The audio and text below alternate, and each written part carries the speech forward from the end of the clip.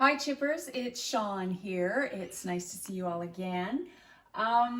It's been a long time since the Penticton Complete Health Improvement Program got together. Of course, we had to cancel our spring class for the CHIP program, and the potlucks have been suspended for such a long time, and gosh knows when they're going to come back. And so Connie and Margie and I thought that it might be fun to put together some cooking videos that would maybe be in place of our monthly potluck. Unfortunately, you can't taste the food and it's not quite the same feeling of community, but we were hoping that it would encourage you to continue eating a whole food plant-based lifestyle. I think that during COVID, it has been easy for some people to slip off the wagon during this time of isolation and not being able to see our friends and families, that maybe we are self-medicating with some foods that are not particularly optimal. So in that train of thought, we thought we'd get together to try and recreate at least a little bit of community on the CHIP Facebook group. And so I'm going to make a recipe tonight that is one of our favorites. And I think that when people think you transition to this lifestyle that you live on salad, and we certainly do eat salads, but not all the time. We eat such a variety of things, but this is one of our favorite salads. And there's a couple of things that I really want you to be cognizant of. And I know that a lot of people, when they switch to this lifestyle, they say, oh, but I'm so hungry. Well, my answer to that would be eat more. When we eat a salad, it is a mountain. So you'll be seeing that later when I plate it out. So we're going to make our own dressing. And also, I think it's really important to say that I got this online. It's from a website called Pinch of Yum. Love this recipe. But in the original recipe, there was 1/3 cup of oil in the dressing. I simply omitted it. By adding that oil, that would have been an extra almost 650 calories that really didn't add any flavor, just added a lot of calories and a lot of damage to our endothelial cells that line all of our arteries. Just, there's no good reason to have that much oil or any. We are going to use sesame oil because it is so amazingly flavorful, but the other oils, just omit them out of the recipe. So don't ever fear using a recipe that has oil in it. As you move along, you learn how to just eliminate it or replace it with something else. So we're going to start making the dressing. I also love to point this out. I don't know if, yeah, so this is the chopped Thai salad from Pinch of Yum. So I always like to point out, and on the cooking demos that we did for the live chick programs, I would often bring both blenders. I have my Vitamix, which I absolutely adore, but this was the original blender that I had for the first 5 years of eating this way, and we picked this up, I think, at the Value Village for $12. So do not let intimidation of thinking that you have to have a fancy blender or that you have to buy all organic or all of those kind of things stop you back. Just start and just eat vegetables and don't worry, because it all falls into place. If you have the means to get a Vitamix, highly recommend it, but not necessarily a have to have. You can get by. Okay, so this dressing, I'm going to put it together in this old blender just to prove that point. And it's really easy because it comes together. You just throw it in the blender, you blend it up. I like to do it first so that it can, all the flavors can marry while we're doing the salad preparation. And then I'll give it a few whirls during the whole process as well, just to make sure that everything is fully combined. So we're going to start with garlic. We all know that garlic is so healthy. Now this is 3 cloves that I have chopped up just to make them a bit better. And we're going to have 3 tablespoons of soy sauce, but this is Bragg's liquid amino, so it's less sodium. It's 1, 2, 3. And then there is 2 tablespoons of water. Put those in. And then vinegar. It calls for white vinegar, but I like to put apple cider in just because it just has, I think, more nutritional value than just white vinegar. Apple cider vinegar. This is apple cider vinegar. Okay, and so we've got 2 tablespoons of that, and we're going to put in 2 tablespoons of maple syrup.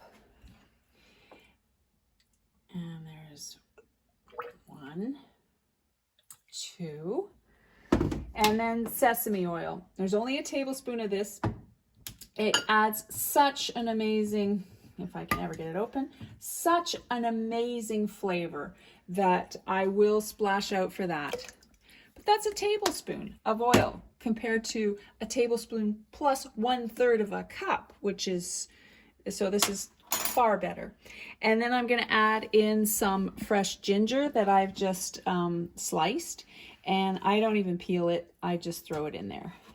And again, if you make this and you decide that that's too much ginger for you, that they say about a tablespoon of chopped ginger, that's probably a little bit more, but I do love that ginger flavor.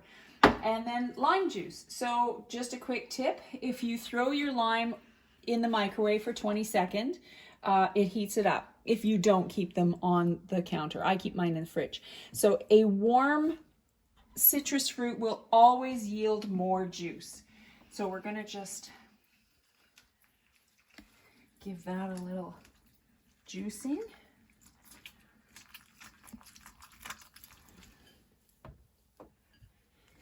And that fetch, and you know, if you don't like limes, or you know, I have on occasion made this when I didn't have any limes in the fridge and I just used lemons instead. You could even use orange, although that might be a much sweeter We did a combination taste. of lemon and orange the other day because Yeah. we didn't have lime. It was pretty amazing.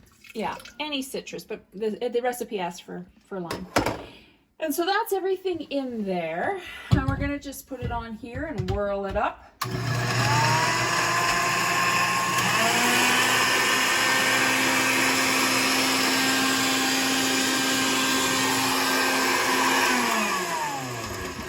That's really easy. And then while we're doing all of the rest of it, what I'll do is I'll just turn that on once in a while just to make sure that it's fully blended.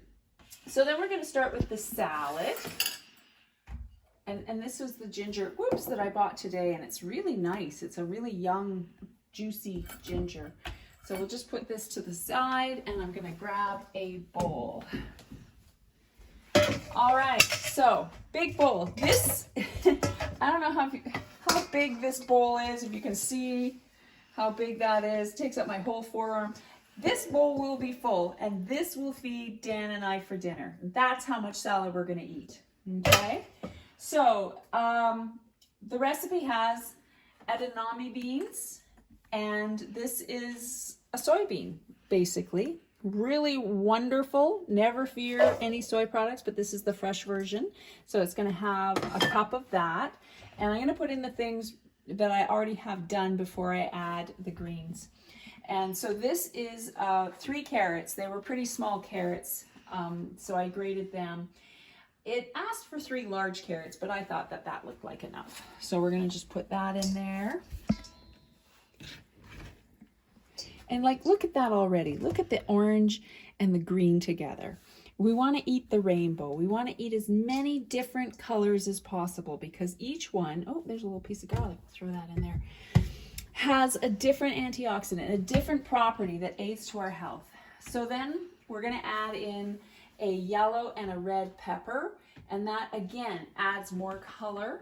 And I've pre-chopped some of those already. And then I'll just chop up the end piece right here. And it's just, you know, vegetables are so good for you. And as I always say, if you can't afford to buy all organic, and you know, some of us just can't afford to buy organic everything, check out the Clean 15 and the Dirty Dozen, and that tells you where you should be spending your money for the biggest bang for your buck to get. You know, some produce doesn't really need to be organic if it has a thick shell or, you know, skin, or like melons, so on and so forth. But things like strawberries and leafy greens, those are exposed to the world. So maybe we want to spend our money on organic ones for those. So this is a little trick that I learned from a friend years ago. When I bring my stuff home, my produce home from the grocery store, I pretend it's like bouquets of flowers, and I put it in water. So this one is cilantro. So I cut off the stems, just like you do for fresh flowers. When you bring them home, you cut off just the little bit of the end of the stems. You put it in water, and then you put a plastic bag over it, and you put it in the fridge, and it just stays so much nicer. And especially you'll see that with the kale. So these are my bouquet of green onions, and it asks for 3 of those, and we're going to just chop those up. And of course, you know, because we know green onions, there's the roots at the bottom, so instead of depriving them of any nutrients, you're putting them in water, and they're just continuing to suck that water up. These are alive. We're eating things that are full of life, not death. So I usually just take the ends off. Just give those a quick chop.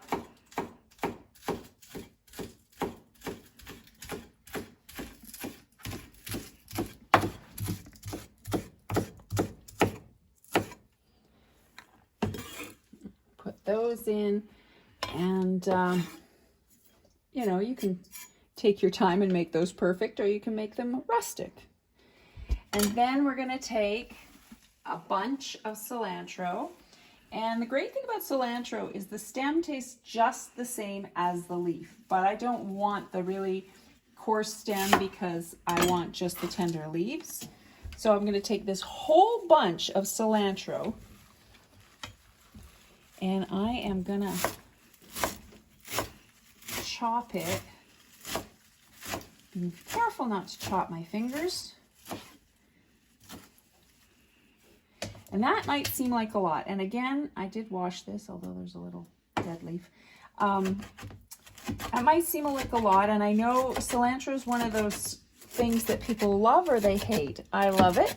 So if you don't, this might not be the recipe for you. Of course, we know that greens are probably the healthiest thing that we can possibly eat. Dr. Caldwell Esselstyn, for any of his patients that he treated who were called the walking dead because they were having cardiac issues to the point where they were sent home to die, his protocol was to have people eat leafy greens 6 times a day for breakfast, mid-morning snack, lunch, afternoon snack, dinner, and then a bedtime snack. And it would be to up our nitric oxide, because as we age, we damage our endothelial cells by the Western diet we eat, and we naturally produce less of it, and that damages the endothelial cells of the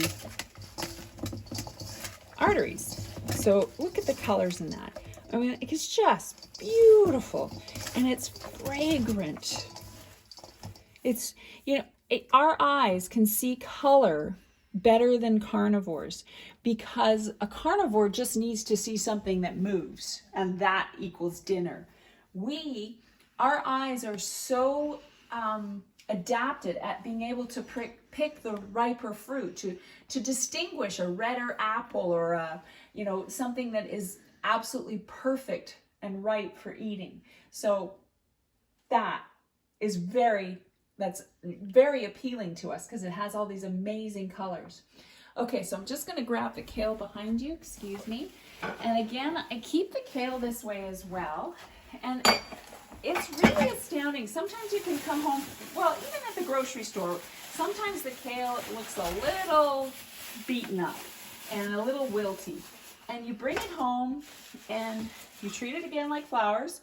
I always take it, I bring it home, I always cut off, just like you do with a bouquet of flowers. I cut off the first, you know, ½ inch or so, and then I put it into water like a bouquet, and it just sucks all that water up, and it gets all fresh, and I mean, it's like it was just picked.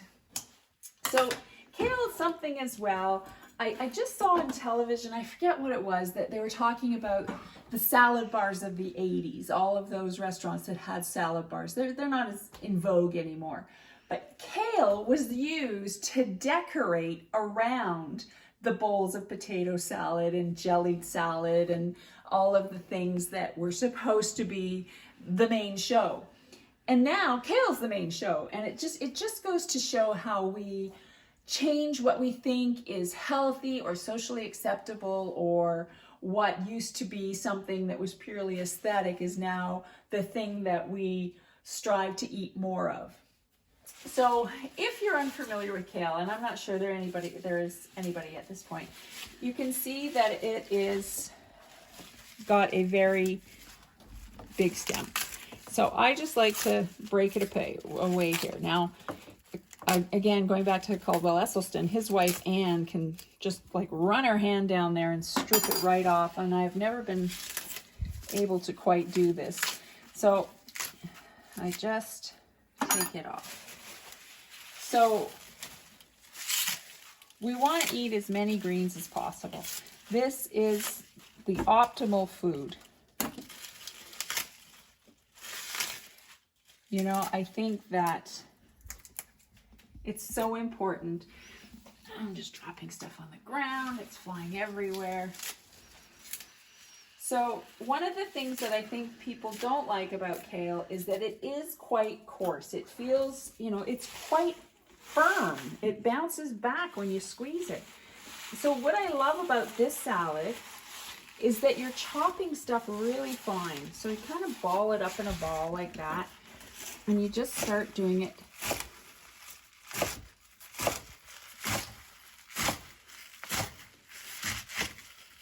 And it just makes it so much easier to eat, because then it's little pieces. And then I just kind of ball it up again.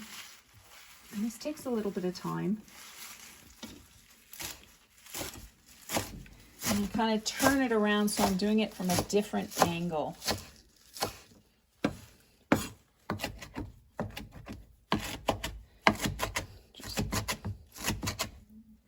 And then I'm putting that in there. And I'm just going to keep repeating that. But while we're doing that, we're just going to give this another...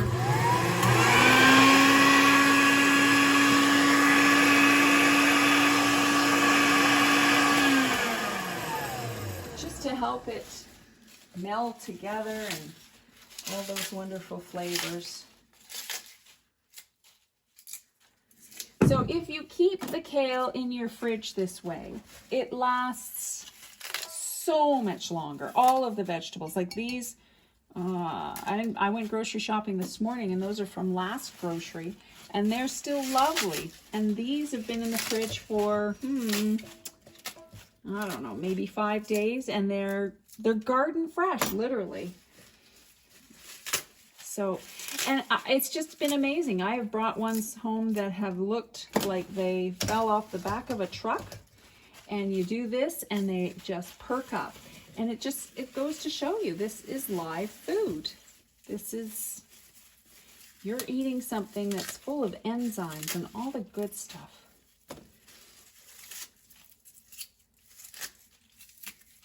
Now, I'm not so ambitious that I've ever done anything with the stems. I just compost those. You could probably put them into a smoothie if you wanted, or use them for soup stock or what have you. But I also think that if I'm composting it all, turning it back into soil that I can add to my gardens, that is a worthy and worthwhile cause as well. So, but you know, go ahead, try it in a smoothie if you'd like. Waste not, want not. Okay. And this is one of these foods too that I never had this as a kid, ever. Nobody ate kale. Maybe hippies or something like that. Gosh, I guess they knew what they were doing. But it just wasn't a mainstream Western kind of thing. And now it's the sought after green. This and spinach and arugula and beet leaves, the tops of beets, are said to have the strongest impact of producing nitric oxide. So should really be focusing on getting these in. All right. So you can see this bowl starting to get pretty full. You'd think that that was actually for a chip potluck, but no, this is dinner for two. No shortage of greens here. I'm just going to finish this one bunch. I have 2 bunches in that vase. And 1 bunch will be, so we've had a whole bunch of kale in here. There's 3 carrots, 2 peppers, edamame beans. What else did I put in there? The cilantro, and a ton of kale. And then we're going to top it as well with cashews. So that's our healthy fats, our omega-3s, that we don't have to worry about that. We're getting lots of good stuff. So again, just ball it up.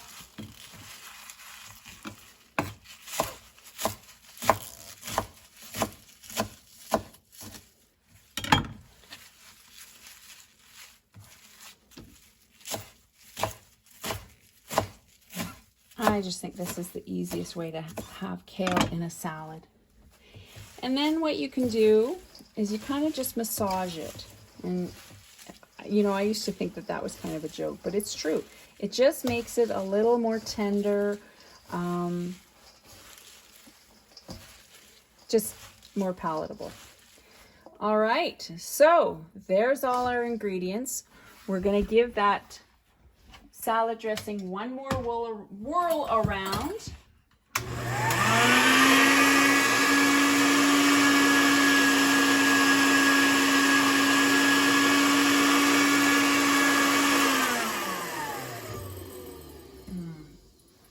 Oh, it smells so good. Garlic and ginger and sesame oil. So I just usually pour it in here. Now, I like to use my hands. I think there's nothing wrong with getting in there and using your hands. They do the best job, better than salad forks or anything like that. And, you know, it smells so good. So good. And look at the colors again. Look at that. It's just beautiful. You've got the reds and the orange and the yellow and the variations of green. You know this is healthy for you. It's just amazing. Okay, so we're going to go over and we're going to plate this out now. All right.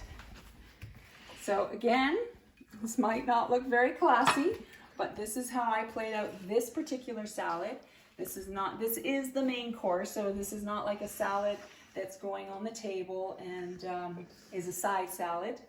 Yeah, I'm always amazed when you go to a restaurant and you get a side salad and it's this tiny little thing that you're looking at going, what is this for? So you can see that is a mountain of salad. All out there. Okay. And kind of just form it so you can see how high that is. Okay. Let me just wash my hands. I'll be right 2 seconds.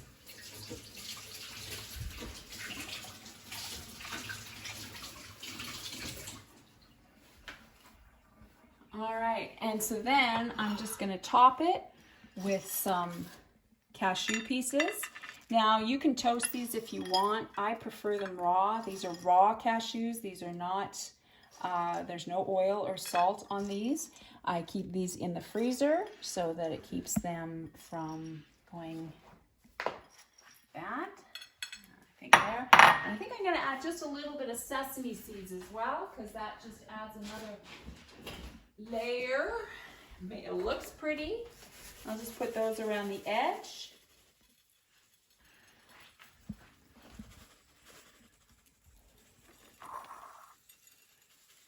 And again, I think that when you start eating this way, it's all about texture, it's about flavor, it's about visual appeal.